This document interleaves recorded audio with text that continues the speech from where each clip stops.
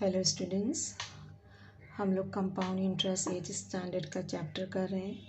Last videos में मैंने आपको explanation with practice set 14.1 complete कर दिया था। अभी हम लोग आगे रीड करेंगे, आगे प्रैक्टिस करेंगे, एक्सप्लेनेशन की ज़रूरत होगी तो वो भी एक्सप्लेन करेंगे।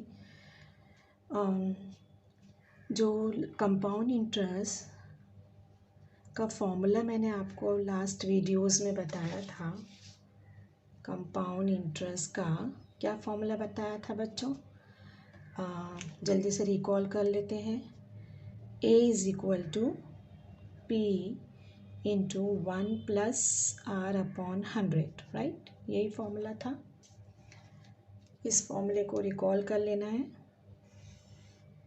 जिसमें A व्हाट था? A is amount, P is the principal, R is rate of interest and N is the period था। ठीक है। अच्छा, ये फॉर्मूला जो है ना, ये कंपाउंड इंटरेस्ट फाइंड आउट करने के लिए तो होता ही है, और इससे हम लोग दो चीज़ें और फाइंड आउट कर सकते हैं। एक, फर्स्ट ऑफ ऑल एक पॉपुलेशन फाइंड आउट करने के लिए, सेकेंड डेप्रिसिएशन। ठीक है। अच्छा, अब ये दोनों चीज़ें क्या होती? पॉपुलेशन तो आपको पता है कि कोई भी कंट्री है, कोई भी विलेज है, उसका population day by day, year by year increase होता है। ठीक है। तो वो फाइंड आउट करने के लिए क्या पर्टिकुलर 3 इयर्स के बाद या 4 इयर्स के बाद कितना पॉपुलेशन होगा, उसके लिए भी ये फॉर्मूला यूज़ कर सकते हैं। ठीक है। और सेकेंड डेप्रिसिएशन। अब ये डेप्रिसिएशन क्या होता है? ठीक है बच्चों, ये आपको थोड़ा सा समझना पड़ेगा। Depreciation, okay. Depreciation what? हम लोग कोई भी चीज़ लाते हैं, कोई व्हीकल है, कोई मशीन है, या कुछ भी ऐसा इलेक्ट्रॉनिक सामान है, मशीनरी आइटम है, वो जब हम लोग बाय करके लाते हैं, तो जैसे जैसे हम लोग उसको यूज़ करते हैं, वैसे वैसे उसकी जो वैल्यू है वो डिग्रेड होती जाती है, वो उसकी वैल्यू कम होती जाती है। फॉर एग्ज़ाम्पल, मैंने एक मशीन लाई, ठीक है। वो मशीन थी फॉर एग्ज़ाम्पल 20,000 रुपीज़ की, 20,000 रुपीज़ की मशीन थी, और 4 साल बाद उसकी जो वैल्यू है डिग्रेड होते जाएगी परसेंटेज, 2%, फॉर एग्ज़ाम्पल 2%। तो उसकी वैल्यू 4 साल बाद, 6 साल बाद डिक्रीज़ होकर या तो 8,000 होगी या 5,000 होगी, what ever it may be, percentage के हिसाब से जो आएगा। एक परसेंटेज फिक्स कर दिया जाता है डेप्रिसिएशन के लिए। भाई 3% डेप्रिशिएट होगा, 4% डेप्रिशिएट होगा।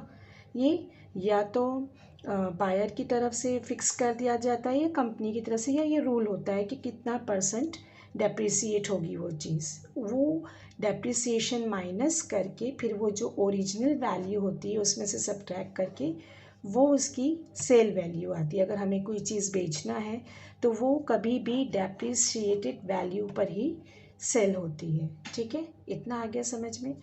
अभी तक हम लोग आर पॉजिटिव में ले रहे थे, लेकिन जब डेप्रिसिएशन का मामला आएगा, जब डेप्रिसिएशन का मैटर आएगा, तब ये डेप्रिसिएशन क्या होगा? Will take negative. हम लोग क्या करेंगे? इसे नेगेटिव लेंगे, क्योंकि क्या हो रहा है? वैल्यू डिक्रीज़ हो रही है, इसलिए हम लोग उसको, अगर 3% दिया है फॉर एग्ज़ाम्पल, तो हम लोग हमारे फॉर्मूले में -3 सब्स्टिट्यूट करेंगे। ये आपको बहुत अच्छे से याद कर लेना है, ओके। इतना एक्सप्लेनेशन आपको समझ में आ गया कि ये फॉर्मूला हमें 3 जगह यूज़ करना है। ठीक है। सबसे पहले तो first of all compound interest मालूम करने के लिए, अमाउंट मालूम करके फिर कंपाउंड इंटरेस्ट फाइंड आउट करने के लिए, सेकेंड पॉपुलेशन फाइंड आउट करने के लिए, and the third and last is depreciated value find out करने के लिए। किसी मशीन का, कोई प्रोडक्ट का डेप्रिसिएटेड वैल्यू मालूम करने के लिए भी यही फॉर्मूला यूज़ होगा। ओनली थिंग इज़ दैट कि जो रेट ऑफ इंटरेस्ट होगा वो हमें किस में लेना है? माइनस में, निगेटिव में। Okay, now let's go. No फालतू बकवास, ओनली मैथ्स का निवास। हम लोग डायरेक्ट सॉल्व एग्जाम्पल पे आते हैं। सबसे पहले आप अपनी टेक्स्ट बुक का पेज 91 पे ये सॉल्व एग्जाम्पल है, ये क्वेश्चन है, इसे हम लोग सॉल्व करेंगे। सबसे पहले मैं क्वेश्चन रीड करती हूँ, क्योंकि आपको वर्डिंग्स के क्वेश्चंस में हमेशा बहुत केयरफुली आपको क्वेश्चन रीड करना पड़ता है, उसे समझना पड़ता है कि उसमें क्या क्या इन्फॉर्मेशन आपके लिए दी गई है, वो आपको कलेक्ट करके पहले लिखना होता है। तो I am reading the question. The population of a city increases at compounding rate of 8% per year. Find the population in the year 2012 if populating in the year 2010 was 2,50,000। अच्छा, अभी इस क्वेश्चन में आपको समझना है कि रेट ऑफ इंटरेस्ट तो directly 8% दिया है, ये परसेंटेज के हिसाब से भी हमको इजीली समझ में आ जाता है। फिर इसने जो पॉपुलेशन दिया है 2010 का दिया है, ठीक है, प्रीवियस ईयर का दिया है, यानी प्रीवियस ईयर ये फिर क्या हो जाएगा, ये हमारा हो जाएगा व्हाट, पी हो जाएगा। इस तरह समझना है, ये पी हो जाएगा क्योंकि ये प्रीवियस ईयर, और नेक्स्ट ईयर का पूछा है, दैट इज़ ये ए हो जाएगा। इस तरह आप ये बाय हार्ट रखें, याद रखें, समझें, क्योंकि बच्चे कभी कभी है ना कंफ्यूज हो जाते हैं कि अरे पी क्या है, ए क्या है, ये कैसे है। तो जो प्रीवियस ईयर होगा, अर्लियर ईयर होगा, उसका जो वैल्यू दिया होगा फॉर मशीन का होगा या पॉपुलेशन का होगा, तो वो हमारा पी हम अज्यूम करेंगे, उसे कंसिडर करेंगे, और जो उसकी 2 साल 3 साल 5 साल बाद का जो होगा, उसे हम लोग उस वैल्यू को हम लोग ए कंसिडर करेंगे। Got the idea? Question read किया मैंने, समझ में आ गया क्वेश्चन को कैसे समझना है। Now start solving. First of all P मैंने बताया आपको क्या है, population in the year 2010 is 2,50,000, ठीक है। दिस इज ये 2010, ये पी है। ओके, किस तरह समझा हमने, 2010 की बारे में इंफॉर्मेशन दी है तो वो पी हो गया। ए पॉपुलेशन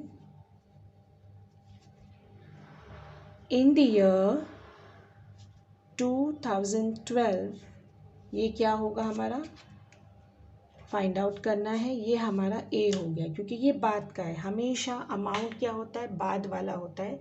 उस तरह से भी आप याद रख सकते हैं कि प्रिंसिपल जो बोरो होता है वो था हमारा प्रीवियस एग्जाम्पल्स में, प्रीवियस क्वेश्चंस में, और जो बाद का अमाउंट है, जो बाद में हम लोग पे करते हैं या गेन करते हैं, वो हमारा अमाउंट होता है, ठीक है। उसी तरह प्रीवियस ईयर्स की जो पॉपुलेशन है वो पी होगी, और नेक्स्ट ईयर्स की पॉपुलेशन क्या होगी, ये अमाउंट होगी, ठीक है। इस तरह आपको समझना है, कंफ्यूज नहीं होना है। एंड ये रेट ऑफ तो कोई कंफ्यूजन ही नहीं, क्योंकि परसेंटेज देख कर ही आप अंदाज़ा लगा सकते हैं, गैस कर सकते हैं, ठीक है। पर ईयर इज 8%, ठीक है। एन कैसे कैलकुलेट करेंगे बच्चों, 2 ईयर्स कैसे आया, क्योंकि 2010 का मुझे दिया था और पूछा कितना था, 2012 का पूछा है, तो 10, 11 एंड 12 2 ईयर्स होते हैं, तो मेरा ये जो है एन कितना आ गया, 2 ईयर्स हो गया। इस तरह मैंने पता लगा लिया, समझ में आ गया आपको। अब जस्ट सारी इंफॉर्मेशन लिख ली हमने, अब जस्ट फॉर्मूला लिखना है एंड इसको सॉल्व करना है, ठीक है। P is what, population of previous years 2,50,000, 1 plus 8 upon 100 raised to 2, ठीक है। 2,50,000, ये मैंने लास्ट एग्जाम्पल में आपको डिनोमिनेटर सेम करने का मेथड बताया है। न्यूमरेटर डिनोमिनेटर में 100 से मल्टीप्लाई करेंगे सब एडिशन करने के लिए, रेज टू 2, ठीक है। 2,50,000 108 upon 100 raised to 2, इसको अंदर ही हम लोग सिंप्लीफाई कर लेंगे। 2 5 ज़ा 10, 0, 2 5 ज़ा 10, 4, या मैं रफ वर्क में आपको बता देती हूँ, जैसा मैंने लास्ट एग्जाम्पल्स में भी क्वेश्चन में आपको बताया। ये 108 हम अपॉन 100 हमारी ओरिजिनल फ्रैक्शन थी। 2 5 ज़ा 10, 2 4 ज़ा 8, 2 5 ज़ा 10, 0।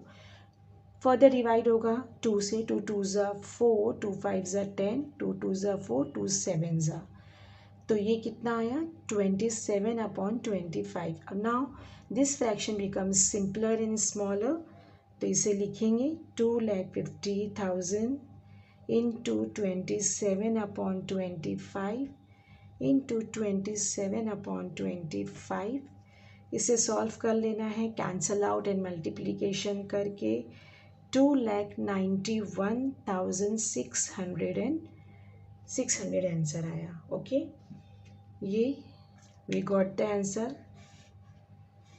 इसको जस्ट कैंसलेशन करेंगे, जैसे 5 5 ज़ा 5 5 ज़ा 5 1 ज़ा 5 1 ज़ा 5 5 ज़ा, फिर 27 इंटू 27 अपॉन 5 को डिवाइड करेंगे तो ये हमारा आंसर आ जाएगा। अच्छा, ये आंसर तो आ गया, लेकिन दो ये वर्डिंग क्वेश्चन है, इसलिए हमारा वर्डिंग्स में भी आंसर होना कंपलसरी है। तो वर्डिंग्स में आंसर कैसा लिखेंगे हम लोग? In the year 2012 population of the city was 2,91,600। ठीक है, देख लें, ये ऐसा वर्डिंग्स में आपको कंप्लीट आंसर लिखना, पहले सॉल्व करना है, सॉल्व करने के बाद जो आंसर आएगा वर्डिंग्स में लिखना है उसे, तब जाकर आपका ये सॉल्यूशन कंप्लीट होगा और आपको पूरे मार्क्स मिल सकेंगे। ओके, आई होप बच्चों ये आपको समझ में आया होगा पूरा method solve example. Next video में मैं नेक्स्ट एग्जाम्पल बताती हूँ आपको। Till then okay, thank you, bye bye.